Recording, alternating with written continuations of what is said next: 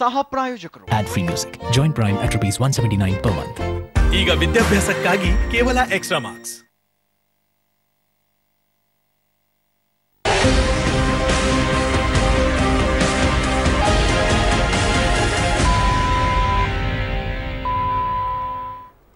ನಿಮ್ಮ ಡಾಕ್ಟರ್ ನೇರ ಪ್ರಸಾರ ಕಾರ್ಯಕ್ರಮಕ್ಕೆ ಸ್ವಾಗತ. ನಾನು ಶಕುಂತಲಾ ಭೂಷಣ್. ಒತ್ತಡದ ಜೀವನ, ಬದಲಾಗ್ತಾ ಇರೋ ಜೀವನ ಶೈಲಿ, ಜನರಿಗೆ ನೂರಾರು ಆರೋಗ್ಯ ಸಮಸ್ಯೆ, ಯಾವ ಸಮಸ್ಯೆಗೆ ಯಾವ ಚಿಕಿತ್ಸೆ ಎನ್ನುವುದೇ ದೊಡ್ಡ ಚಿಂತೆ. ಇಂತಹ ಸಮಸ್ಯೆ ಇರೋರಿಗೆ ಒಂದೇ ವೇದಿಕೆಯಲ್ಲಿ ಸಿಗುತ್ತೆ ಉತ್ತರ. ಇದೇ ಟಿವಿನ ವಿಶೇಷ ಕಾರ್ಯಕ್ರಮ ನಿಮ್ಮ ಡಾಕ್ಟರ್.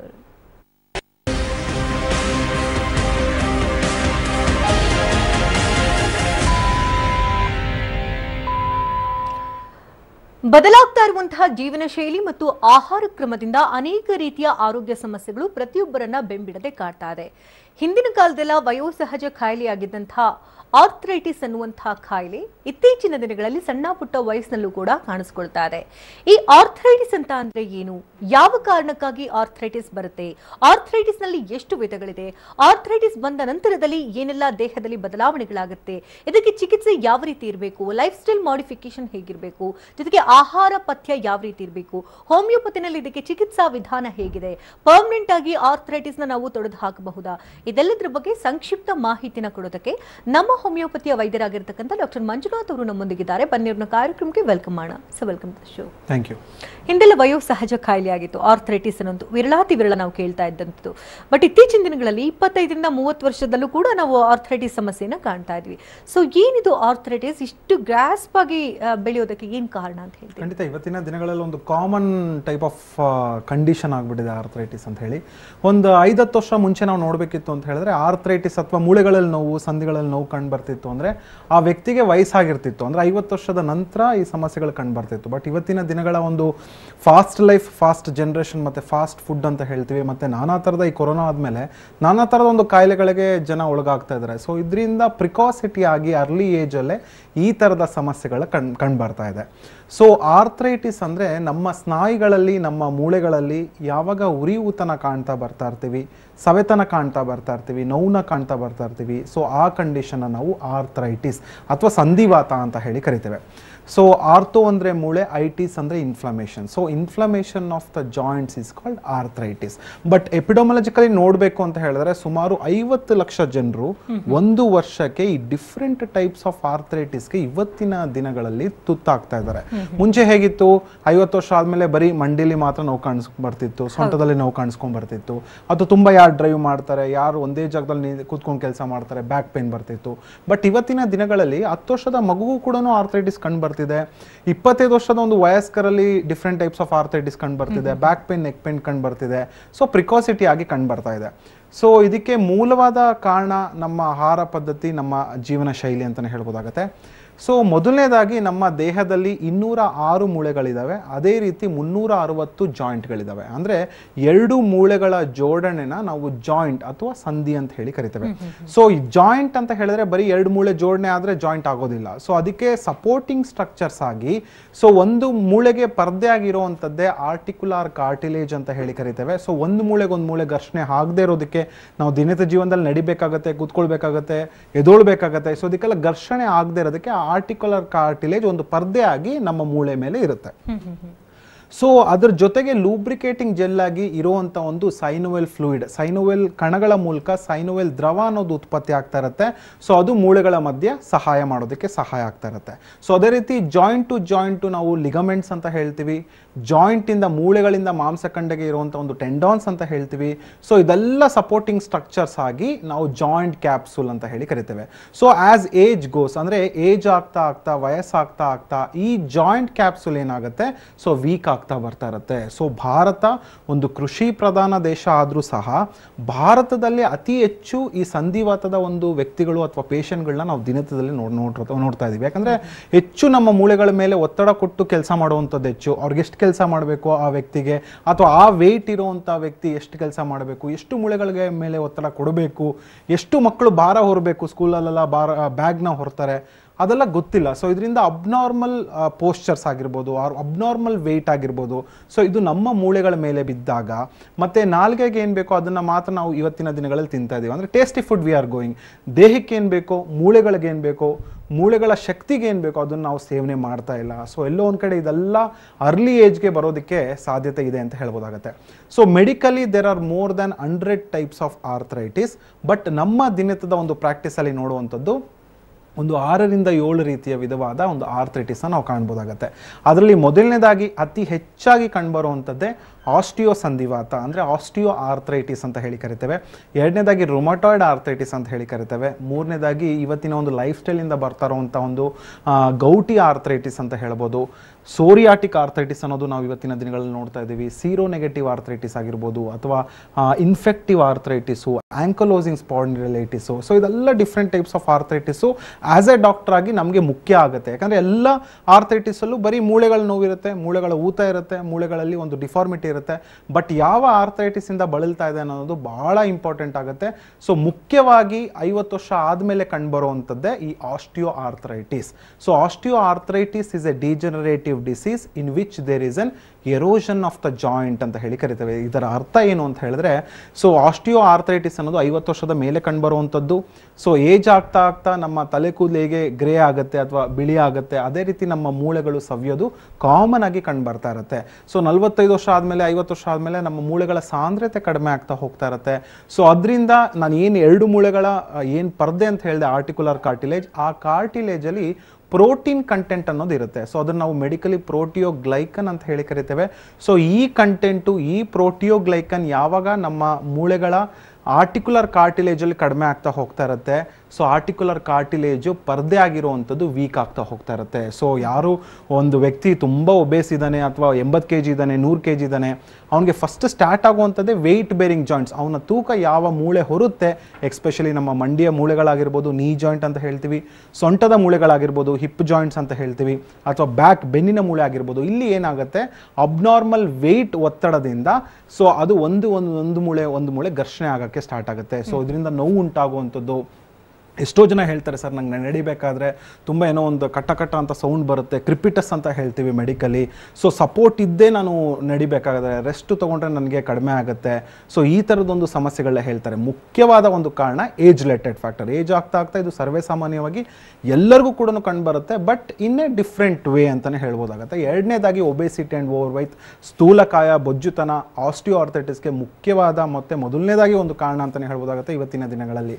ಮೂರನೇದಾಗಿ ನಾವು ಹೇಳ್ತಾ ಇದೀವಿ, ಆಹಾರ ಪದ್ಧತಿಯಲ್ಲಿ ಚೇಂಜಸ್ ಆಗ್ತಾ ಇದೆ. ಸೊ ಕ್ಯಾಲ್ಶಿಯಂ ದೇಹದಲ್ಲಿ ಕಡಿಮೆ ಆಗ್ತಾ ಇದೆ, ಸೊ ಅಥವಾ ವಿಟಮಿನ್ ಡಿ ದೇಹದಲ್ಲಿ ಕಡಿಮೆ ಆಯಿತು. ಸೊ ಕ್ಯಾಲ್ಶಿಯಂ ಅಂಶ ಕಡಿಮೆ ಆಯಿತು ಅಂದರೆ ಮೂಳೆಗಳ ಸಾಂದ್ರತೆ, ಅಂದರೆ ಮೂಳೆಗಳ ಶಕ್ತಿ ಕಡಿಮೆ ಆಗುತ್ತೆ. ಸೊ ಇದರಿಂದ ಆರ್ಥರೈಟಿಸ್ ಬರುವಂಥ ಲಕ್ಷಣಗಳಾಗಿರ್ಬೋದು, ಅಥವಾ ಏನೋ ಒಂದು ಇಂಜುರಿ ಆಯಿತು, ಏಟಾಯಿತು, ಪೆಟ್ಟು ಬಿತ್ತು, ಸೊ ಇದರಿಂದ ನನಗೆ ಜಾಯಿಂಟ್ ಕ್ಯಾಪ್ಸುಲ್ ವೀಕ್ ಆಗಿ ಕೂಡ ಆರ್ಥರೈಟಿಸ್ ಬರುವಂಥ ಲಕ್ಷಣಗಳಿರುತ್ತೆ. ಒಬ್ರು ಕಾಲರ್ ಹಿಡಿದ್ರೆ ಮಾತನಾಡಿಸೋಣ. ಬಾಬು ಕರೆ ಮಾಡಿದ್ದಾರೆ ಬೆಂಗಳೂರಿಂದ. ನಮಸ್ತೆ ಬಾಬು ಅವರೇ. ನಮಸ್ತೆ ಡಾಕ್ಟರ್ ಇದ್ದಾರೆ, ಮಾತನಾಡಿ. ಸಮಸ್ಯೆ ಏನು? ನಮಸ್ತೆ ಬಾಬು ಅವರೇ, ಹೇಳಿ ಏನು ಸಮಸ್ಯೆಗೆ? ನಮಸ್ಕಾರ ಸರ್. ಹೇಳಿ ಸರ್. ಸರ್ ನಮ್ಮ ಅಕ್ಕೋರಿಗೆ 2 ಕೈ ಊತ ಬರುತ್ತೆ ಸರ್. ಕೈ ಅಂದ್ರೆ ಇಲ್ಲಿ ಯಾವ ಮೂಳೆ? ಜಾಯಿಂಟ್ ಅಲ್ಲ, ಸಂಧಿ ಇಲ್ಲ ಅಥವಾ ಜಾಯಿಂಟ್ ಸರ್. ಈ ಜಾಯಿಂಟ್ ಇದೆಲ್ಲ ಗಾಡಿ ರೇಸ್ ಮಾಡ್ತೀವಲ್ಲ ಆ ಜಾಯಿಂಟ್. ಓಕೆ. ಸೊ ಕೈನ ಬೆರಳು ಕೂಡ ಊತ ಬರುತ್ತಾ ಅಥವಾ ಓನ್ಲಿ ಎಲ್ಬೋ ಜಾಯಿಂಟ್ಸ್ ಮಾತ್ರನಾ? ಇಲ್ಲ ಸರ್, ಎಲ್ಲ ಕೈನೇ ಊತ ಬರುತ್ತೆ. ಕೈ ಊತ ಬರುತ್ತೆ. ಓಕೆ. 2 ಕೈ ಸರ್, ಮೊಳಕಾಯಿ ಹಿಡ್ಕೊಂಡು ಬಟ್ಟಿನ ಮಟ್ಟ. ಓಕೆ. ಏನಾದ್ರೂ ಪರೀಕ್ಷೆಗಳನ್ನ ಮಾಡಿಸಿದ್ರಾ ಬಾಬು ಅವರೇ? ಮಾಡ್ಸಿನಿ ಸರ್. ಅದಕ್ಕೆ ಬೆಳಗಾವ್ ಡಾಕ್ಟರ್ಗೆ ಹೋಗಿದ್ದೇವೆ ಸರ್. ಏನಂತ ಹೇಳಿದ್ದಾರೆ, ಏನ್ ಸಮಸ್ಯೆ ಅಂತ ಹೇಳಿದ್ದಾರೆ? ಸಂಧಿವಾತ ಅಂತ ಹೇಳಿದ್ರು.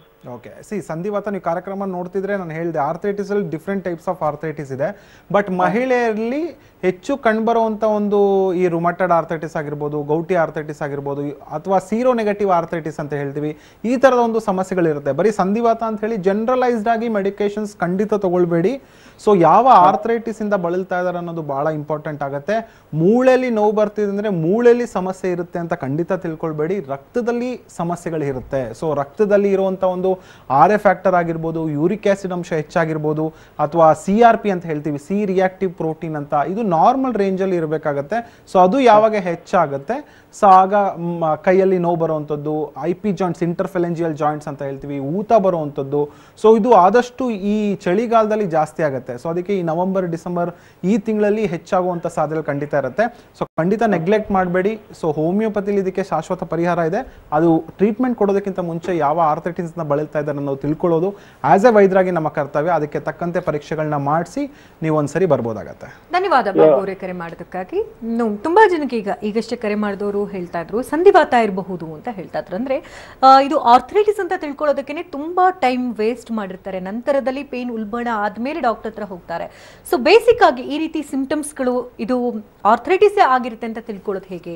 ಏನಾದ್ರೂ ಬೇಸಿಕ್ ಟೆಸ್ಟ್ ಗಳನ್ನ ಮಾಡಿಸ್ಬೇಕಾ? ಖಂಡಿತ ಮಾಡಿಸ್ಬೇಕಾಗುತ್ತೆ. ಎಲ್ಲ ಕಾಯಿಲೆಗಳಿಗೂ ಅದರ ಆದ ಒಂದು ಪರೀಕ್ಷೆಗಳು, ಅದರ ಆದ ಒಂದು ಸ್ಟೇಜಸ್ಗಳು, ಹಂತಗಳಿರುತ್ತೆ. ಸೊ ಯಾವ ಆರ್ಥರೈಟಿಸ್ ಇಂದ ಬಳಲ್ತಾ ಇದ್ದಾನೆ, ಜಸ್ಟ್ ಜನರಲೈಸ್ಡ್ ಆಗಿ ಆರ್ಥರೈಟಿಸ್ ಇದೆ, ಮೂಳೆಗಳಲ್ಲಿ ನೋವಿದೆ, ಏನೋ ಒಂದು ನೋವಿನ ಮಾತ್ರೆ ತಗೊಂಡೆ, ಅಥವಾ ಇವತ್ತಿನ ಒಂದು ಮಾರ್ಕೆಟಿಂಗ್ ಯುಗದಲ್ಲಿ ನಾನಾ ಥರದ ಒಂದು ಸ್ಪ್ರೇಗಳು ಬಂದಿದೆ, ನಾನಾ ಥರದ ಒಂದು ಆಯಿಂಟ್ಮೆಂಟ್ಗಳು ಅಥವಾ ಮುಲಾಮ್ಗಳು ಬಂದಿದೆ. ಸೊ ಏನೋ ಒಂದು ಅವರೇ ಹಾಗೆ ಅಪ್ಲೈ ಮಾಡ್ಕೊಳ್ಳುವಂಥ ಒಂದು ಕೆಲಸಗಳ ಇವತ್ತಿನ ದಿನಗಳಲ್ಲಿ ಪೇಷಂಟ್ಸೇ ಮಾಡ್ತಾ ಇದ್ದಾರೆ. ಸೊ ಅದರಿಂದ ತಾತ್ಕಾಲಿಕವಾಗಿ ಅವ್ರಿಗೆ ನೋವು ಕಡಿಮೆ ಆಗುತ್ತೆ. ಸೊ ಇಲ್ಲಿ ಕಾಯಿಲೆ ಕಡಿಮೆ ಆಗೋದು ಇಂಪಾರ್ಟೆಂಟ್ ಆಗುತ್ತೆ. ಸೊ ಜನರ ಮೆಂಟಾಲಿಟಿ ಏನಿದೆ, ಸೊ ನೋವು ಕಡಿಮೆ ಆದರೆ ನನ್ನ ಕಾಯಿಲೆ ಕಡಿಮೆ ಆಗ್ತಿದೆ. ಸೊ ಖಂಡಿತ ಅದು ತಲೆಯಿಂದ ತೆಗಿಬೇಕಾಗತ್ತೆ. ನೋವು ಕಡಿಮೆ ಆದರೆ ನಿಮ್ಮ ಆ ಪ್ಯಾಲಿಯೇಟಿವ್ ಟ್ರೀಟ್ಮೆಂಟ್ ಅಥವಾ ಸೆಡೆಟಿವ್ ಅಥವಾ ಸಪ್ರೆಷನ್ ಆಗಿ ಹೋಗ್ತಾ ಇರುತ್ತೆ. ಬಟ್ ಒಳಗಡೆ ಇರುವಂಥ ಕಾಯಿಲೆ ಕಡಿಮೆ ಆಗಬೇಕು. ಸೊ ಅದು ಆಸ್ ಎ ವೈದ್ಯರಾಗಿ ಗೊತ್ತಾಗುತ್ತೆ. ಮತ್ತು ಎಲ್ಲ ಆರ್ಥರೈಟಿಸ್ ಪೇಷಂಟ್ಸು ಒಂದೇ ಥರ ಇರೋದಿಲ್ಲ. ಸೊ ಇದು ಹಂತವಾಗಿ ಕ್ಷೀಣಿಸುವಂಥ ಒಂದು ಕಾಯಿಲೆ. ಯಾರು ಒಂದು ವಾರದಲ್ಲಿ ನನಗೆ ಆಸ್ಟಿಯೋಆರ್ಥರೈಟಿಸ್ ಬಂದ್ಬಿಡ್ತು ಡಾಕ್ಟರ್, ಅಥವಾ ಒಂದು ದಿವಸದಲ್ಲಿ ನನಗೆ ಗೌಟಿ ಆರ್ಥರೈಟಿಸ್ ಬಂದ್ಬಿಡ್ತು ಅಂತ ಹೇಳೋದಿಲ್ಲ. ಸೊ ಇದಕ್ಕೆ ಪ್ರೀವಿಯಸ್ ಹಿಸ್ಟ್ರಿನ ನಾವು ತಗೊಳ್ಬೇಕಾಗತ್ತೆ. ಸೊ ಅದಕ್ಕೆ ಆಸ್ ಎ ಹೋಮಿಯೋಪತಿಕ್ ವೈದ್ಯರಾಗಿ ಆರ್ಥರೈಟಿಸ್ ಬಂತು ಅಂತ ಹೇಳಿದ್ರೆ ನಾವು ಡೀಟೇಲ್ ಕೇಸ್ ಹಿಸ್ಟ್ರಿನ ತಗೊಳ್ತೀವಿ. ಯಾಕೆ ಬಂತು, ಯಾಕೆ ಆ ಏಜಲ್ಲೇ ಬಂತು, ಏನಾದರೂ ಹೆರಿಡಿಟರಿ ಟೆಂಡೆನ್ಸಿ ಕಾರಣನ, ಆನುವಂಶಿಕತೆ ಕಾರಣನ, ಅವ್ರು ಕೆಲಸ ಮಾಡೋ ರೀತಿ ಕಾರಣನ, ಅಥವಾ ವಾತಾವರಣ ಕಾರಣ, ಏನು ಕಾರಣ, ಹ್ಯಾಬಿಟ್ಸ್ ಕಾರಣನ, ಇದೆಲ್ಲ ನಾವು ತಿಳ್ಕೊಂಡು ಅದರ ತಕ್ಕಂತೆ ಆ ಮೆಡಿಸಿನ್ ಪೇಷಂಟ್ಗೆ ಒಂದು ಮೆಡಿಸಿನ್ಸ್ ಕೊಟ್ಟಾಗ ಕಾಯಿಲೆ ಕಡಿಮೆ ಆಗುತ್ತೆ. ಸೊ ಕಾಯಿಲೆ ಕಡಿಮೆ ಆದರೆ ಆಟೋಮೆಟಿಕಲಿ ನೋವುಗಳು ಕಡಿಮೆ ಆಗುತ್ತೆ. ಸೊ ಇದು ಆಸ್ ಎ ವೀಕ್ಷಕರು ತಿಳ್ಕೊಳ್ಬೇಕು ಅನ್ನೋದು ಹೇಳ್ಬೋದು. ಇನ್ನು ಆರ್ಥರೈಟಿಸ್ ಬಂದವರು ತುಂಬಾನೇ ಓನ್ ಮೆಡಿಕೇಶನ್ಸ್ ಕೂಡ ಹೆಚ್ಚಾಗಿ ಮಾಡ್ಕೊಳ್ತಿರ್ತಾರೆ. ಹತ್ತಿರದಲ್ಲಿರುವಂಥ ಮೆಡಿಕಲ್ ಸ್ಟೋರ್ಗೆ ಹೋಗಿ ಟ್ರೀಟ್ಮೆಂಟ್ ತಗೊಳ್ತಾರೆ. ಒಂದಷ್ಟು ದಿನಗಳಿಗೆಲ್ಲ ಪೇನ್ ಕಡಿಮೆ ಆಗುತ್ತೆ, ಬಟ್ ಮತ್ತೆ ಅಗೇನ್ ರಿಪೀಟ್ ಆಗೋಕ್ಕೆ ಚಾನ್ಸಸ್ ಆಗುತ್ತೆ.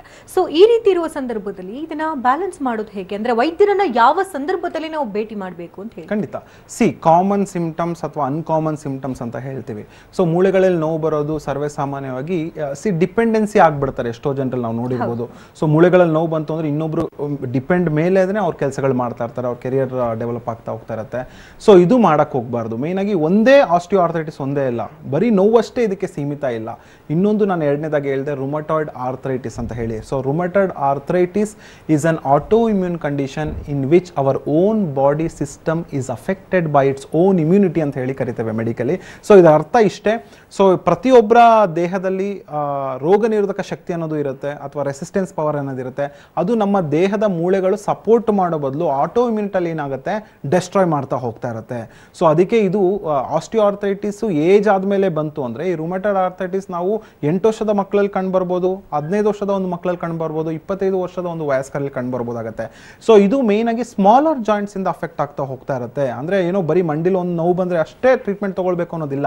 ಕೈ ಬೆರಳಲ್ಲಿ ನೋವು ಬರುವಂಥದ್ದು, ನೋವಿನ ಜೊತೆಗೆ ಸ್ಟಿಫ್ನೆಸ್ ಅಂತ ಹೇಳ್ತೀವಿ, ಬಿಗಿತದ ಭಾವನೆ ಉಂಟಾಗ್ತಾ ಇರುತ್ತೆ. ಎಷ್ಟೋ ಜನ ಕ್ಲಾಸಿಕ್ ಸಿಂಪ್ಟಮ್ಸ್ ಹೇಳ್ತಾರೆ, ಸರ್ ನಂಗೆ ಬೆಳಗ್ಗೆ ಎದ್ದಿದ ತಕ್ಷಣ ಆ ಚಳಿಗೆ ನನಗೇನೋ ಹಿಡ್ಕೊಂಡ್ಬಿಡುತ್ತೆ, ಸ್ವಲ್ಪ ಮೂವ್ಮೆಂಟ್ಸ್ ಆಗೋದಕ್ಕೆ ಸ್ವಲ್ಪ ಟೈಮ್ ಬೇಕು, ಅಥವಾ ಒಂದು 2-3 ಹೆಜ್ಜೆ ಇಡೋದಕ್ಕೆ ನನಗೆ ಕಷ್ಟ ಆಗುತ್ತೆ, ಒಂದು 10 ಹೆಜ್ಜೆ ಇಟ್ಟರೆ ನನಗೆ ಸ್ವಲ್ಪ ರಿಲೀಫ್ ಅನ್ಸುತ್ತೆ. ಸೊ ಇದೆಲ್ಲ ಸ್ಟಿಫ್ನೆಸ್ ಸಿಂಪ್ಟಮ್ಸ್ ಅಂತ ಹೇಳ್ತೀವಿ. ಕಾಲಿನ ಜಾಯಿಂಟ್ಸ್ಗಳಲ್ಲಿ ಊತ ಬರುವಂಥದ್ದು, ಕೈ ಬೆರಳಲ್ಲಿ ಊತ ಬರುವಂಥದ್ದು. ಸೊ ಇದು ನೋವಷ್ಟೇ ಸೀಮಿತ ಇರೋದಿಲ್ಲ. ರುಮಟಾಯ್ಡ್ ಆರ್ಥರೈಟಿಸ್ ಅಲ್ಲಿ ಡಿಫಾರ್ಮಿಟಿ ಅಂತ ಹೇಳ್ತೀವಿ, ಮೂಳೆಗಳ ವಕ್ರತೆ ಕೂಡ ಕಂಡು ಬರ್ಬೋದಾಗುತ್ತೆ. ಮೂಳೆಗಳು ಈ ರೀತಿ ವಕ್ರತೆಗಳು ಉಂಟಾಗ್ತಾ ಹೋಗ್ತಾ ಇರುತ್ತೆ. ಒಂದು ಶರ್ಟ್ ಬಟನ್ ಕೂಡ ಅವ್ರಿಗೆ ವೇರ್ ಮಾಡೋಕ್ಕಾಗೋದಿಲ್ಲ, ಅಥವಾ 1 kg ವೆಯ್ಟ್ ಕೂಡ ಲಿಫ್ಟ್ ಮಾಡೋಕ್ಕಾಗೋದಿಲ್ಲ, ಕೂಂಬು ಮಾಡೋಕ್ಕಾಗೋದಿಲ್ಲ. ಸೊ ಈ ಥರದ ಒಂದು ಲಕ್ಷಣಗಳಿಗೆ ಸಿಂಪ್ಟಮ್ಸ್ಗೆ ಒಳಗಾಗ್ಬಿಡ್ತಾರೆ. ಸೊ ರುಮಟಾಯ್ಡ್ ಆರ್ಥರೈಟಿಸ್ ಇಂದ ಬಳಲ್ತಾ ಇರೋರಿಗೆ ಮಾತ್ರ ಗೊತ್ತು ಎಷ್ಟೆಲ್ಲ ಸಮಸ್ಯೆಗಳಿಗೆ ಅವ್ರಿಗೆ ಒಳಗಾಗಬೇಕಾಗುತ್ತೆ. ಡೈಲಿ ಸ್ಟೆರಾಯ್ಡ್ಸ್ಗಳನ್ನ ತಗೊಳ್ಳುವಂಥದ್ದು, ಡೈಲಿ ನೋವಿನ ಮಾತ್ರೆಗೆ ಒಳಗಾಗುವಂಥದ್ದು. ಸೊ ಅವರು ಅದಿಲ್ಲ ಅಂದರೆ ಜೀವನನೇ ಮಾಡೋಕ್ಕಾಗೋದಿಲ್ಲ, ಆ ಥರದ ಒಂದು ಸ್ಥಿತಿಗೆ ಬಂದ್ಬಿಡ್ತಾರೆ. ಸೊ ನೆಗ್ಲೆಕ್ಟ್ ಮಾಡೋಕೆ ಹೋಗ್ಬೇಡಿ, ಸೆಲ್ಫ್ ಮೆಡಿಕೇಶನ್ಸ್ ಮಾಡೋಕೆ ಹೋಗ್ಬೇಡಿ. ಇದಕ್ಕೆ ಮುಖ್ಯ ಕಾರಣ ಹೆರಿಡಿಟರಿ ಟೆಂಡೆನ್ಸಿ ಆಗಿರ್ಬೋದು, ಮತ್ತು ಇವತ್ತಿನ ದಿನಗಳಲ್ಲಿ ಮಾನಸಿಕ ಒತ್ತಡ. ಯಾರಿಗೆ ಇಲ್ಲ ಒತ್ತಡ. ಸೊ ಸ್ಟ್ರೆಸ್ ಅನ್ನೋದು ಯಾವಾಗ ಡಿಸ್ಟ್ರೆಸ್ ಆಗುತ್ತೆ, ಸೊ ನಮ್ಮ ಕೆಲಸಗಳನ್ನೇ ನಾವು ಇಷ್ಟಪಡ್ದಿರೋ ನಾವು ಅದನ್ನು ಒತ್ತಡ ಅಂತ ತಗೊಳ್ತೀವಿ, ಅದು ಡಿಸ್ಟ್ರೆಸ್ ಆದಾಗ ಆಟೋ ಇಮ್ಯುನಿಟಿ ಆಗಿ ಈ ರೀತಿ ಒಂದು ಕಾಯಿಲೆಗಳು ಬರುತ್ತೆ. ಸೊ ಯಾರ್ಯಾರಿಗೆ family history of rheumatoid arthritis ಅಥವಾ ಫ್ಯಾಮಿಲಿ ಹಿಸ್ಟ್ರಿ ಆಫ್ ಎನಿ ಸಂಧಿವಾತಗಳಿದ್ರೆ ಅವರ ನೆಕ್ಸ್ಟ್ ಅದೇ ರೀತಿ ಒಂದು 10 ಪಟ್ಟು ಅವರು ಒಂದು ಸೂಕ್ಷ್ಮತೆಗೆ ಒಳಗಾಗುವಂಥದ್ದು ಬಹಳನೇ ಇಂಪಾರ್ಟೆಂಟ್ ಅಂತ ಈ ಮೂಲಕ ಹೇಳ್ಬೋದು. ಇನ್ನಷ್ಟು ವಿಚಾರಗಳನ್ನ ನಿಮ್ಮ ಹತ್ರ ಪಡ್ಕೊಳ್ತೀನಿ. ವೀಕ್ಷಕರಿಗೆ ಕಾರ್ಯಕ್ರಮ ಮುಂದುವರಿಯುತ್ತೆ ಒಂದು ಚಿಕ್ಕ ವಿರಾಮದ ನಂತರ. Haya water heaters with industry's first patented shock-proof technology. Water heater as safe as unplugged. Haya inspired living. ಯಾವಾಗ್ಲೂ ನಮ್ಮ ಮುಖ ಪಳಪಳ ಅಂತ ಇರುತ್ತೆ. ಹೇಗೆ ಹೇಳ? ನಾವು ದಿನ ಉಪಯೋಗಿಸ್ತೀವಿ ವಿಕೋ ಟರ್ಮರಿಕ್ ಕ್ರೀಮ್. ನೀವು ವಿದೇಶಿ ಕಾಸ್ಮೆಟಿಕ್ ಲೋನ ಬಿಡಿ, ಸ್ವದೇಶಿ ಆಯುರ್ವೇದದ ಗುಣದಿಂದ ನಮ್ಮ ತರ ಜ್ವಲಿಸಿ. ವಿಕೋ ಉಪಯೋಗಿಸಿ ಸ್ವದೇಶಿ ಮೆರುಗು ಪಡೆಯಿರಿ. Vicco turmeric cream. ಇದು ನಮ್ಮನ್ನು ಕವರ್ ಮಾಡುತ್ತೆ, ಆದ್ರೆ ಇದನ್ನ ಯಾರು ಕವರ್ ಮಾಡ್ತಾರೆ? ಟಾಟಾ ಎಐಜಿ ಹೆಲ್ತ್ ಇನ್ಶೂರೆನ್ಸ್ ನ ಕಾಂಪ್ರಹೆನ್ಸಿವ್ ಕವರೇಜ್, ಮಾಸ್ಕ್, ಗ್ಲೌಸ್ ಮತ್ತು PPE kit included. Tata AIG health insurance, trusted ನಾಮ್, ಫ್ಯಾಂಟಾಸ್ಟಿಕ್ ಕಾಮ್. ಸುಂದರ ನಿರೋಗಿ ಮೃದು ಹೊಳಪು ಹೊಳಪು ಅರಳಿದೆ ಮನಸ್ಸು. ಸುಗಂಧಿತ ನೋವಾ ಕ್ರೀಮ್, ಸುಗಂಧಿತ ತೈಲದಿಂದ ನಿರ್ಮಿಸಿದ ನನ್ನ ನೋವಾ cream. Ready? Breaking news! Food festival ನಿಂದ ನಮ್ಮ ಲೈವ್ ಸಮಾಚಾರ. ಅಸಿಡಿಟಿ ಕಟ್ ಕ್ಯಾಮ್ರಾ ಟ್ಯಾಬ್ಲೆಟ್ ಏನೋ ತೆಗೆದುಕೊಳ್ಳಿ. ಇನ್ನು 6 ಸೆಕೆಂಡುಗಳಲ್ಲೇ ಕೆಲಸ ಆರಂಭಿಸುತ್ತದೆ. ಏನಾ ಹೀರೋನಾ ನೀನು? ಬಡವ್ರ ಮನೆ ಮಕ್ಳನ್ನ ಹೀರೋ ಆಗಕ್ಕೆ ಎಲ್ರಪ್ಪ ಬಿಡ್ತೀರಾ? ಹಿಂದೆಯಿಂದಾನೆ ಹೊಡೆದು ಬಿಡ್ತೀರಲ್ರು. ಅಲರೇಟ್ ಪ್ಲಸ್ ಸಿ ಎನ್ನುವುದು ಕಣ್ಣುಗಳಲ್ಲಿ ಅಲರ್ಜಿ, ಬಂದು ಮೂಗು, ಸೈನಟಸ್, ಕಂಜೆಷನ್ ಅನ್ನು ಕಂಟ್ರೋಲ್ ಮಾಡುತ್ತದೆ. ಅಲರೇಟ್ ಪ್ಲಸ್ ಫ್ರಮ್ ವ್ಯಾಕ್ಸಿನ್ಸ್, ಭಾರತದ ನಂಬರ್ 1 ಸ್ವದೇಶಿ ಹೋಮಿಯೋಪತಿ ಕಂಪನಿ. ಕೊಂಬು ಎತ್ತು ಮಾಡಿಸದ್ದು ನಮ್ಮೂರವರ ಕಬಡ್ಡಿ ನೋಡು. ನಮ್ಮ ಊರು, ನಮ್ಮ ಆಟ, ನಮ್ಮ ಪುರುಷ. ವೀಕ್ಷಿಸಿ ವಿವೋ ಪ್ರೋ ಕಬಡ್ಡಿ ಶುರುವಾಗಲಿದೆ ಇಂದು ನಿಮ್ಮ ನೆಚ್ಚಿನ ಸ್ಟಾರ್ ಸ್ಪೋರ್ಟ್ಸ್ 1 ಕನ್ನಡ ಮತ್ತು ಡಿಸ್ನಿ ಪ್ಲಸ್ ಹಾಟ್ ಸ್ಟಾರ್ ನಲ್ಲಿ ಮಾತ್ರ. Proud of you.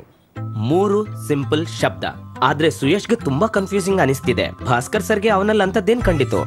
ಈ ತನಕ ಇಂಗ್ಲಿಷ್ ನಲ್ಲಿ ಇದೇ ಶಬ್ದಗಳು ಓದೋಕೆ ಸಿಕ್ಕಿದ್ದು. Fail, very poor. ಇಂಗ್ಲಿಷ್ ಜೊತೆ ಯಾಕೆ ಅವನಿಗೆ ಒಂದು ಹೊಸ ಭಾಷೆ ಕಲಿಸ್ತಿದ್ರು? ಯಾಕೆ ಅವನ ಕಾನ್ಫಿಡೆನ್ಸ್ ಮೇಲಿದ್ದ ಫುಲ್ ಸ್ಟಾಪ್ ಅನ್ನ ತೆಗಿತಿದ್ರು? ಇಂಗ್ಲಿಷ್ ನ ರೂಲ್ಸ್ ಅಂತೂ ಎಲ್ಲಾ ಪುಸ್ತಕದಲ್ಲೂ ಒಂದೇ ರೀತಿ ಇರ್ತವೆ. ಕೆಲವು ಟೀಚರ್ಸ್ ನಮಗೆ ಜೀವನದ ಸಿಲೆಬಸ್ ಕಲಿಸ್ತಾರೆ. ಅಮೃತ್ ನೋನಿ ಪ್ರೆಸೆಂಟ್ ನಮ್ಮೂರು. ನಿಮ್ಮೂರಿನ ನಿಖರ ಸುದ್ದಿಯನ್ನ ತಪ್ಪದೆ ನೋಡಿ. ಕರ್ನಾಟಕದ ಮೂಲೆ ಮೂಲೆಯಲ್ಲಿನ ಸಮಗ್ರ ಚಿತ್ರಣ. ನಮ್ಮೂರು ರಾತ್ರಿ 7:57ಕ್ಕೆ. ನಮ್ಮೂರು ಪ್ರೆಸೆಂಟಿಂಗ್ ಸ್ಪಾನ್ಸರ್. ಅದಕ್ಕೆ ನನ್ನ ಆಯ್ಕೆ Amrit noni powered by MYK ಲ್ಯಾಟಿಕ್ ರೆಕ್ಟೈಲ್ adhesive. ಇನ್ನು ಟೈಲ್ ಒಡೆಯೋದಿಲ್ಲ, ಕಿತ್ತೋಗೋದು ಇಲ್ಲ.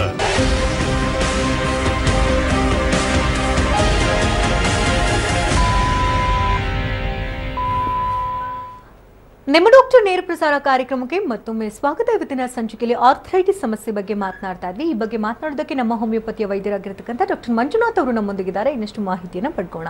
ಇನ್ನು ಚಳಿಗಾಲ ಆಗಿರೋದ್ರಿಂದ ಈ ಸಂದರ್ಭದಲ್ಲಿ ರೋಗ ಉಲ್ಬಣ ಆಗುವಂತ ಸಂದರ್ಭ. ಅಂದ್ರೆ ಆರ್ಥರೈಟಿಸ್ ಇಂದ ಯಾರೆಲ್ಲ ಬಳಲ್ತಾ ಇರ್ತಾರೋ ಅವರು ಡಬಲ್ ಪೇನ್ ಅನ್ನು ಅನುಭವಿಸ್ತಾರೆ ಈ ಸಂದರ್ಭದಲ್ಲಿ. ಸೊ ಗೌಟಿ ಆರ್ಥರೈಟಿಸ್ ಅಂತ ಹೇಳ್ತಾ ಇದ್ದಾರೆ, ತುಂಬಾನೇ ಡೇಂಜರಸ್ ಅಂತ.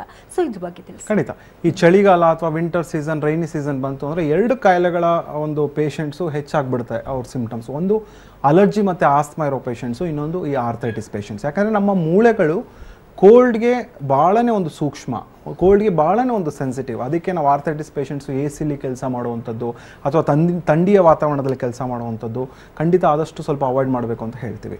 ಸೊ ಮೂರನೇದಾಗಿ ಹೇಳುವಂಥದ್ದೇ ಈ ಗೌಟಿ ಆರ್ಥರೈಟಿಸ್. ಇವತ್ತಿನ ದಿನಗಳಲ್ಲಿ ಭಾಳ ಜನ ಈ ಡಯಾಗ್ನೋಸ್ ಮಾಡಿ ಬರ್ತಾ ಇದ್ದಾರೆ. So gouty arthritis is a metabolic disorder in which there is an high uric acid level in the blood ಅಂತ ಹೇಳ್ತೀವಿ. ಅಂದರೆ ನಮ್ಮ ರಕ್ತದಲ್ಲಿ, ಎಲ್ಲರ ರಕ್ತದಲ್ಲಿ ಯೂರಿಕ್ ಆಸಿಡ್ ಅಂಶ ಅನ್ನೋದಿರುತ್ತೆ. ಅದು ನಾರ್ಮಲ್ ಆಗಿ 3.5 7 7.0 ಮಿಲಿಗ್ರಾಮ್ ಪರ್ ಡೆಸಿಲೀಟರ್ ಇರಬೇಕಾಗುತ್ತೆ. ಸೊ ಯಾರ ದೇಹದಲ್ಲಿ 7 ಮೇಲೆ ಹೋಯ್ತು ಯೂರಿಕ್ ಆಸಿಡ್ ಅಂದರೆ ಆ ಯೂರಿಕ್ ಆಸಿಡ್ ಏನಾಗುತ್ತೆ ಕ್ರಿಸ್ಟಲ್ಸ್ ಆಗಿ ಜಾಯಿಂಟ್ ಮೇಲೆ ಡೆಪಾಸಿಟ್ ಆಗಿಬಿಡುತ್ತೆ. ಸೊ ಅದನ್ನು ನಾವು ಪೊಡೆಗ್ರಾ ಸ್ವೆಲ್ಲಿಂಗ್ ಅಂತ ಹೇಳ್ತೀವಿ ಅಥವಾ ಕ್ರಿಸ್ಟಲ್ ಡೆಪಾಸಿಟ್ಸ್ ಅಂತ ಹೇಳ್ತೀವಿ. ಸೊ ಫಸ್ಟು ಜಾಯಿಂಟ್ ಮೇಲೆ ಅಫೆಕ್ಟ್ ಆಗುವಂಥದ್ದೇ ಫಸ್ಟ್ ಮೆಟಾಟಾರ್ಸೋಫೆಲೆಂಜಿಯಲ್ ಜಾಯಿಂಟ್ ಅಂತ ಹೇಳ್ತೀವಿ. ಅಂದರೆ ಕಾಲಿನ ಹೆಬ್ಬೆಟ್ಟು ಮೇಲೆ ಎಷ್ಟೋ ಜನರಲ್ಲಿ ನಾವು ನೋಡಿರ್ಬೋದು ಕಾಲಿನ ಹೆಬ್ಬೆಟ್ಟು ತುಂಬ ಊತಕ್ಕೆ ಒಳಗಾಗಿರುತ್ತೆ, ರೆಡ್ ಆಗಿರುತ್ತೆ. ಅವರು ಕೇಳಿದ್ರೆ ಯಾವಾಗಲೂ ಜಾಯಿಂಟ್ಸ್ ಪೇನ್ ಅಂತ ಹೇಳ್ತಾ ಇರ್ತಾರೆ. ಸೊ ಇದೆಲ್ಲ ಗೌಟಿ ಆರ್ಥೈಟಿಸ್ನ ಒಂದು ಲಕ್ಷಣ. ಇದಕ್ಕೆ ಮುಖ್ಯ ಕಾರಣ ನಾವು 3 ಕಾರಣ ಹೇಳ್ಬೋದು. ಮೊದಲನೇದಾಗಿ ಹೆರಿಡಿಟಿ ಟೆಂಡೆನ್ಸಿ, ಅಂದರೆ ಆನುವಂಶಿಕತೆ, ತಂದೆಗೆ ಗೌಟಿ ಆರ್ಥೈಟಿಸ್ ಇರುವಂಥದ್ದು ಅಥವಾ ತಾಯಿಗೆ ಗೌಟಿ ಆರ್ಥೈಟಿಸ್ ಇರುವಂಥದ್ದು. ಸೊ ಈ ಥರ ಇತ್ತು ಅಂದರೆ ಅವರ ನೆಕ್ಸ್ಟ್ ಜನ್ರೇಷನ್ ಅಥವಾ ಅವರ ನೆಕ್ಸ್ಟ್ ಮಕ್ಕಳಿಗೆ ಬರುವಂಥ ಸಾಧ್ಯತೆ ಖಂಡಿತ ಇರುತ್ತೆ. ಎರಡನೇದಾಗಿ ಮೆಡಿಕಲ್ ಕಂಡೀಷನ್ಸ್ ಇಂದ ಬಂದ್ಬಿಡುತ್ತೆ. ಸೊ ಆರ್ಥೈಟಿಸ್ ಅಂದರೆ ಬರೀ ಒಂದೇ ಕಾಯಿಲೆ ಅಂತಲ್ಲ. ಸೊ ಹಿಂದೆ ಬೇರೆ ಬೇರೆ ಕಾಯಿಲೆಗಳಿರುತ್ತೆ. ಫಾರ್ ಎಕ್ಸಾಂಪಲ್ ಶುಗರಿಂದ ಬಳಲ್ತಾ ಇರ್ತಾರೆ, ಡಯಾಬಿಟಿಸಿಂದ ಬಳಲ್ತಾ ಇರ್ತಾರೆ, ಅಥವಾ ಥೈರಾಯ್ಡಿಂದ ಬಳಲ್ತಾ ಇರ್ತಾರೆ. ಎಷ್ಟೋ ಜನಕ್ಕೆ CKD ಅಂತ ಹೇಳ್ತೀವಿ, ಕ್ರಾನಿಕ್ ಕಿಡ್ನಿ ಕಂಡೀಷನ್ಸ್ ಅಂತ. ಸೊ ಕಿಡ್ನಿಯ ವೈಫಲ್ಯತೆ ಉಂಟಾಗಿದ್ರೆ, ಸೊ ಕಿಡ್ನಿಯ ಡಿಸೀಸ್ ಇತ್ತು ಅಥವಾ BP ಇತ್ತು, ಸೊ ಈ ಥರದ ಅಥವಾ ಹೈ ಕೊಲೆಸ್ಟ್ರಾಲ್, ಹೈಪರ್ ಕೊಲೆಸ್ಟ್ರೀಮಿಯಾ ಅಂತ ಹೇಳ್ತೀವಿ, ಕೊಲೆಸ್ಟ್ರಾಲ್ ಅಂಶ ಅಥವಾ ಕೊಬ್ಬಿನ ಅಂಶ ಯಾರಲ್ಲಿ ಹೆಚ್ಚಿರುತ್ತೆ ಅಂಥವ್ರು they are more prone to get on gouty arthritis ಅಂತ ಹೇಳ್ಬೋದು. ಇದು 3ನೇ ಕಾರಣವಾಗಿ ಹೇಳುವಂಥದ್ದೇ ನಮ್ಮ ಲೈಫ್ ಸ್ಟೈಲ್ ಮುಖ್ಯವಾದ ಕಾರಣ. ಯಾರು ರೆಡ್ ಮೀಟ್ನ ಯಾರು ಅತಿ ಹೆಚ್ಚಾಗಿ ಸೇವನೆ ಮಾಡ್ತಾರೆ, ಮಾಂಸ ಯಾರು ಹೆಚ್ಚಾಗಿ ಸೇವನೆ ಮಾಡ್ತಾರೆ, ಮತ್ತು ಪ್ರೋಟೀನ್ ಡಯಟ್ನ ಯಾರು ಹೆಚ್ಚು ತಗೊಳ್ತಾರೆ. ಸೊ ನಾರ್ಮಲ್ ಆಗಿ ಪ್ರೋಟೀನ್ ಬೇಕು, ಅದಕ್ಕಿಂತ ಹೆಚ್ಚು ತಗೊಳ್ಳುವಂಥ ಒಂದು ಪ್ರಮೇಯ ಇವತ್ತಿನ ದಿನಗಳಲ್ಲಿ ಈ ಜಿಮ್ಗಳೆಲ್ಲ ಹೋಗ್ತಾರೆ, ಪ್ರೋಟೀನ್ ಪೌಡರ್ಸ್ಗಳನ್ನ ತಗೊಳ್ತಾರೆ, ಅದರ ಜೊತೆಗೆ ಮಾಂಸಾಹಾರನ ಸೇವನೆ ಮಾಡ್ತಾರೆ, ಧೂಮಪಾನಕ್ಕೆ ಒಳಗಾಗ್ತಾರೆ.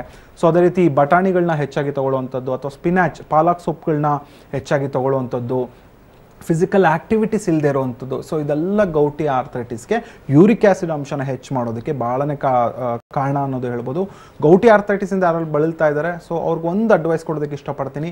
ಈ ಸಿಟ್ರಿಕ್ ಆಸಿಡ್ ಫುಡ್ಸ್ನ ಆದಷ್ಟು ಹೆಚ್ಚು ತೊಗೊಳ್ಬೇಕು. ಲೆಮನ್ ಜ್ಯೂಸು ಅಥವಾ ಲೆಮನ್ ಸೋಡಾ ರಿಲೇಟೆಡ್ ಅವರು ಡ್ರಿಂಕ್ಸ್ನ ತೊಗೊಂಡ್ರೆ ಯೂರಿಕ್ ಆಸಿಡ್ ಅಂಶ ಕಡಿಮೆ ಆಗ್ತಾ ಹೋಗ್ತಾ ಇರುತ್ತೆ. ಸೊ ಇದು ಕೂಡ ಬರೀ ನೋವಷ್ಟೇ ಸೀಮಿತ ಅಲ್ಲ, ಶಿಫ್ಟಿಂಗ್ ಪೇನ್ಸ್ ಇರುತ್ತೆ. ಸರ್ ನನಗೆ ಯಾಕೋ ಎಲ್ಬೋಲಿ ನೋವು ಬರ್ತಾ ಇದೆ, ಯಾಕೋ ವ್ರಿಸ್ಟಲ್ಲಿ ಪೇಯ್ನ್ ಬರ್ತಿದೆ, ಯಾಕೋ ಆ್ಯಂಕಲ್ ರೀಜನಲ್ಲಿ ಪೇಯ್ನ್ ಬರ್ತಿದೆ, ಒಂದೊಂದು ದಿನ ಒಂದೊಂದು ಜಾಯಿಂಟಲ್ಲಿ ನೋವು ಬಂದರೆ ಖಂಡಿತ that is an uncommon symptom. So ಖಂಡಿತ ವೈದ್ಯನ ಭೇಟಿ ಆಗಬೇಕು. ಇದು ಮುಲಾಮ್ ಹಚ್ಚೋದ್ರಿಂದ, ಸ್ಪ್ರೇಗಳು ಅಪ್ಲೈ ಮಾಡೋದ್ರಿಂದ, ನೋವಿನ ಮಾತ್ರೆಗಳು ತೊಗೊಂಡೋದ್ರಿಂದ ಇದು ವಾಸಿ ಆಗೋದಿಲ್ಲ. ಸೊ ಕಾಯಿಲೆಗೆ ನೀವು ಔಷಧಿನ ತಗೊಳ್ಬೇಕು, ಬರೀ ಲಕ್ಷಣಕ್ಕಲ್ಲ. ಸೊ ಕಾಯಿಲೆ ಕಡಿಮೆ ಆಯಿತು ಅಂದರೆ ಆಟೋಮೆಟಿಕಲಿ ಲಕ್ಷಣ ಕೂಡ ಕಡಿಮೆ ಆಗ್ತಾ ಬರುತ್ತೆ. ಗುರು ಕರೆ ಮಾಡಿದ್ರೆ ಕಲಬುರಗಿಯಿಂದ. ನಮಸ್ತೆ ಗುರು ಅವರೇ. ನಮಸ್ತೆ ಮೇಡಮ್. ಡಾಕ್ಟರ್ ಇದ್ದಾರೆ, ಮಾತನಾಡಿ. ನಮಸ್ತೆ ಗುರು ಅವರೇ, ಹೇಳಿ, ಏನು ತೊಂದರೆ? ನಮಸ್ಕಾರ ಸರ್. ಹೇಳಿ. ನಮ್ಗೆ ಸ್ವಲ್ಪ ಫಸ್ಟ್ಗೆ ಒಂದು 6 ತಿಂಗಳಿಂದ ಬ್ಯಾಕ್ ಪೇನ್ ಅಂತ ಇತ್ತು ಸರ್. ಆಮೇಲೆ ಸ್ವಲ್ಪ ಟೆಸ್ಟ್ ಎಕ್ಸ್ರೇ ಅದು ಮಾಡೋದು ಸರ್. ಓಕೆ. ಬ್ಯಾಕ್ ಅಲ್ಲಿ sir L4 L5 disc bulge ಅಂತ ಬಂದಿದೆ. ಏನ್ ಕೆಲಸ ಮಾಡ್ತೀರಾ ಗುರು ಅವರೇ? ಅದೇ ಏನೂ ಇಲ್ಲ ಸರ್, ಮಾಮೂಲಿ ಬೈಕ್ ಮೇಲೆ ಜಾಸ್ತಿ ಸರ್, ಒಂದು 7-8 ವರ್ಷದಿಂದ. ಓಕೆ. ಡಿಸ್ಕ್ ಬಲ್ಜ್ ಅಂತ ಬಂತು. ಆಮೇಲೆ ಸರ್ ಸ್ವಲ್ಪ ಲೈಟ್ ಆಗಿ ಗಂಟು ಆಯ್ತು sir, side disc L3 L4 L5 ಕಡೆ ಗಂಟು ಬಂತು ಸರ್. ಒಂದು ಈ ಕಡೆ ಎರಡೂ, ಈ ಕಡೆ 3 ಈ ಕಡೆ 3 ಬಂತು ಸರ್. ಸರಿ. ಓಕೆ. ಆಮೇಲೆ ಸರ್ ಕಡೆ ಹೋಗೋಣ, ಅವರು RA ಟೆಸ್ಟ್, CRP ಮತ್ತೆ ಯೂರಿಕ್ ಆಸಿಡ್ ಅವೆಲ್ಲ ಟೆಸ್ಟ್ ಮಾಡೋ ಸರ್. ಅದೆಲ್ಲ ನಾರ್ಮಲ್ ಇದೆಯಾ? ಅವೆಲ್ಲ ನಾರ್ಮಲ್ ಇದೆ sir. Okay. This is purely a case of disc bulge ಅಥವಾ ಡಿಸ್ಕ್ ಪ್ರೊಲ್ಯಾಪ್ಸ್ ಅಂತ ಹೇಳ್ತೀವಿ. ಸೊ ನಿಮ್ಮ ಸ್ಟೇಜು ಬರೀ ಡಿಸ್ಕ್ ಬಲ್ಜಲ್ಲೇ ಇತ್ತು ಅಂದರೆ ಏನು ಯೋಚನೆ ಮಾಡಬೇಡಿ, ಔಷಧಿ ತಗೊಳ್ಳಿ, ಆರಾಮಾಗ್ತೀರಾ. ಸೊ ಅದಕ್ಕೆ ಕಾರಣ ಕೂಡ ನೀವು ಅರ್ಥ ಮಾಡ್ಕೊಂಡಿದ್ದೀರಾ. ತುಂಬ ವರ್ಷಗಳ ಕಾಲ ಡ್ರೈವ್ ಮಾಡಿದೆ. ಸೊ ಒಂದೇ ಜಾಗದಲ್ಲಿ ನಿಮಗೆ ಬೆನ್ನಿನ ಮೂಳೆ ಮೇಲೆ ಅಬ್ನಾರ್ಮಲ್ ಪೋಸ್ಚರ್ಸ್ ಇಂದ ಪ್ರೆಷರ್ ಬಿತ್ತು ಅಂದರೆ ಸರ್ ನಮ್ಮ ಮೂಳೆಗಳಲ್ಲಿ ವರ್ಟಿಬ್ರೇಸ್ ಅಂತ ಇರುತ್ತೆ. ವರ್ಟಿಬ್ರೇಸ್ ಮೂಳೆಗಳ ಮಧ್ಯೆ ಒಂದು ಡಿಸ್ಕ್ ಅನ್ನೋದಿರುತ್ತೆ. ಸೊ ಇಂಟರ್ ವರ್ಟಿಬಲ್ ಡಿಸ್ಕ್ ಅಂತ ಹೇಳಿ ಕರಿತೇವೆ.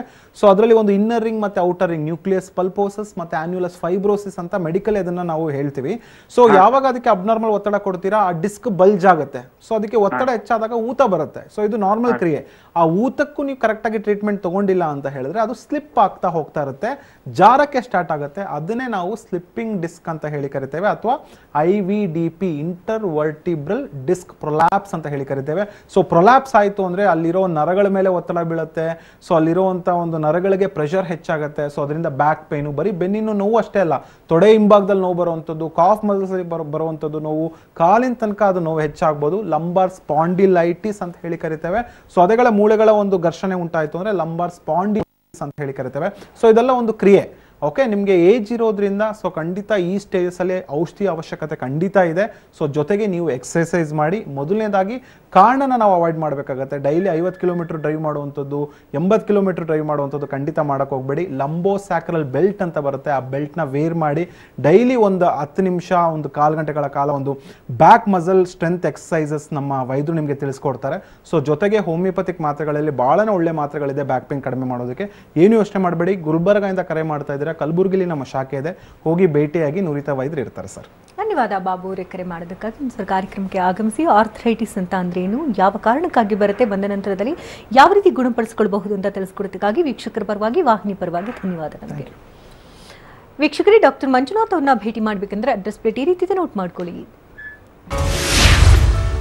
ನಮ್ಮ ಹೋಮಿಯೋಪತಿ ಬೆಂಗಳೂರಿನ ಶಾಖೆಗಳು ಮಲ್ಲೇಶ್ವರಂ ಹಾಗೂ ಜಯನಗರದಲ್ಲಿದೆ. ಇತರೆ ಶಾಖೆಗಳು ಹುಬ್ಬಳ್ಳಿ, ಮೈಸೂರು, ದಾವಣಗೆರೆ, ಕಲಬುರಗಿ, ಹಾಸನ, ಶಿವಮೊಗ್ಗ, ಹೊಸಪೇಟೆ, ಬೆಳಗಾವಿ ಹಾಗೂ ಉಡುಪಿಯಲ್ಲಿದೆ. ಹಾಗೆ ಮಹಾರಾಷ್ಟ್ರ, ಮುಂಬೈ, ಪುಣೆ, ಸೋಲಾಪುರ, ಕೋಲ್ಹಾಪುರ, ನಾಗ್ಪುರ, ಔರಂಗಾಬಾದ್, ನಾಸಿಕ್ನಲ್ಲೂ ಕೂಡ ಇದೆ. ಕಾಂಟ್ಯಾಕ್ಟ್ ನಂಬರ್ ಈ ರೀತಿ ಇದೆ: 9620240240. ಇದು ಈ ಹೊತ್ತಿನ ವಿಶೇಷ. ನಿಮ್ಮ ಡಾಕ್ಟರ್ ನಿರಂತರ ಸುದ್ದಿಗಾಗಿ ನೋಡ್ತಾರೆ TV9.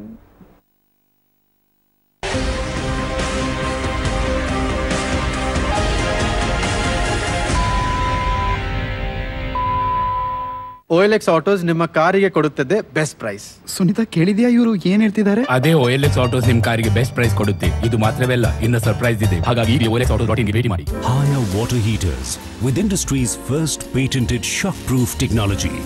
Water heater as safe as unplugged. Haya inspired living. ಸುಂದರ ನಗುವಿನದೇ ಅರ್ಪಣೆ ಬದುಕೆ ಬೆಣ್ಣೆ ತೆರೆಯಿರಿ ಮುಚ್ಚಳ ಡೂಬಿಡು ಬದುಕೆ ಬೆಣ್ಣೆ ಅಮೂಲ್ ಬಟರ್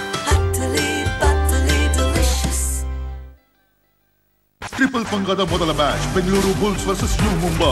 ಎರಡನೇ match Telugu titans versus Tamil Thalaivas. ಮೂರನೇ match Bengal warriors versus UP Yoddha. Vivo pro kabaddi ಇಂದು ಸಂಜೆ 7:30ಕ್ಕೆ ಸ್ಟಾರ್ ಸ್ಪೋರ್ಟ್ಸ್ 1 ಕನ್ನಡ ಮತ್ತು ಡಿಸ್ನಿ ಪ್ಲಸ್ ಹಾಟ್ಸ್ಟಾರ್ ನಲ್ಲಿ. ಚಾಮುಂಡೇಶ್ವರಿ ಅವರು. ಚಾಮುಂಡೇಶ್ವರಿ ಎಲ್ಲ ಕಣ ಸರ್ಕಲ್ ಮಾರಮ್ಮವಳು. Really I love you sir. ನೀಟು ಬಾಸ್, ಮೀಟು ಅಲ್ಲ, ನೋ ಮೀಟು. ಸೂಪರ್ ಆಗಿದೆ ಸರ್. ಹಲ್ಲು ಬ್ರಷ್ ಮಾಡುವಾಗ ಹೀಗಾದಲ್ಲಿ ಮೊಸಡಿನ ಸಮಸ್ಯೆ ಇರಬಹುದು ಮತ್ತು ಇದು ಅಪಾಯದ ಗಂಟೆ ಬಾರಿಸುತ್ತಿರಬಹುದು. ಹೊಸ ಪ್ಯಾರೋಡಾಂಟಾಕ್ಸ್ ಟೂತ್ಪೇಸ್ಟ್ ಉತ್ತಮ ವಸಡು ಕಾಳಜಿಗಾಗಿ. ಪ್ಯಾರೋಡಾಂಟಾಕ್ಸ್ 4 ಪಟ್ಟು ಹೆಚ್ಚು ಪರಿಣಾಮಕಾರಿ. ಪ್ಯಾರೋಡಾಂಟಾಕ್ಸ್ ನಿಮ್ಮ gum care expert. Pooja, you left the job and still so cool? Bro, new challenges bring new opportunities. Oh, really?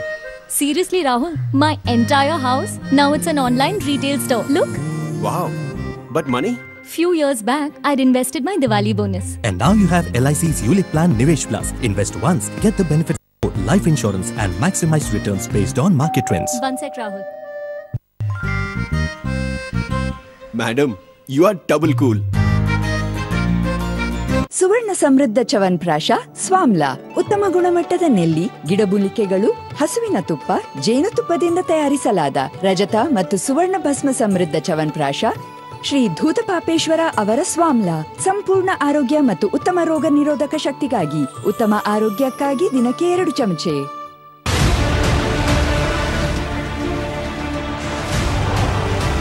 ನಿಮ್ಮೂರಿನ ಸುದ್ದಿಯಿಂದ ಹಿಡಿದು ಇಡೀ ಜಗತ್ತಿನ ಸುದ್ದಿ, ನಿಖರವಾದ ಸುದ್ದಿಯ ಅತಿದೊಡ್ಡ ಪ್ರೈಮ್ ಶೋ ನಿಮ್ಮ ನ್ಯೂಸ್ ರೂಮ್ ಪ್ರತಿದಿನ ರಾತ್ರಿ 9ಕ್ಕೆ. Co-presenting by Sainik 710 Ply, only 102 rupees per square foot. ಈ ಕಾರ್ಯಕ್ರಮದ ಸಹ ಪ್ರಾಯೋಜಕರು ಕೆಂಟ್ ಆರ್ವೋ, ಇದು ನೀಡುತ್ತದೆ ಅತ್ಯಂತ ಶುದ್ಧ ನೀರು. PNB ಹೌಸಿಂಗ್ ಉನ್ನತಿ ಗೃಹ ಸಾಲ. ಪ್ಯಾರೋಡಾಂಟಾಕ್ಸ್ ನಿಮ್ಮ ಗಮ್ ಕೇರ್ ಎಕ್ಸ್ಪರ್ಟ್.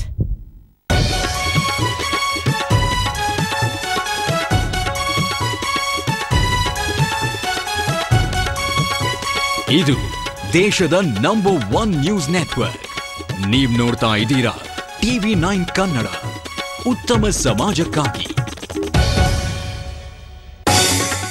ಎಂಇಎಸ್ ಪುಂಡಾಟದ ವಿರುದ್ಧ ಸಿಡಿದೆದ್ದ ಕನ್ನಡಿಗರು. ಡಿಸೆಂಬರ್ 31ರಂದು ಕರುನಾಡಿಗೆ ಬೀಗ. ಕನ್ನಡ ಒಕ್ಕೂಟದ ವಾಟಾಳ್ ಘೋಷಣೆ. ಬೆಳಗ್ಗೆ 6 ಸಂಜೆ 6ರವರೆಗೂ ಕಂಪ್ಲೀಟ್ ಕ್ಲೋಸ್. ಟೌನ್ ಹಾಲ್ನಿಂದ ಕನ್ನಡಿಗರ ಶಕ್ತಿ ಪ್ರದರ್ಶನ, ಬೃಹತ್ ಪ್ರತಿಭಟನೆಗೆ ನಿರ್ಧಾರ. 70 ವರ್ಷದಿಂದ ದಬ್ಬಾಳಿಕೆ ಮಾಡ್ತಿದ್ದಾರೆ, ರಾಜ್ಯದಲ್ಲಿರೋದಕ್ಕೆ ಅಧಿಕಾರ ಇಲ್ಲ, ಎಂಇಎಸ್ ಬ್ಯಾನ್ ಆಗಲೇಬೇಕು ಅಂತ ವಾಟಾಳ್ ಆಗ್ರಹ. ಕರ್ನಾಟಕ ಬಂದ್ಗೆ ಓಲಾ ಊಬರ್ ಬೆಂಬಲ, ಪೀಸ್ ಆಟೋದಿಂದ ಕೇವಲ ನೈತಿಕ ಬಲ, ಬಂದ್ ಕೈಬಿಡಿ ಅಂತ ಸಚಿವ ಅಶೋಕ್ ಮನವಿ.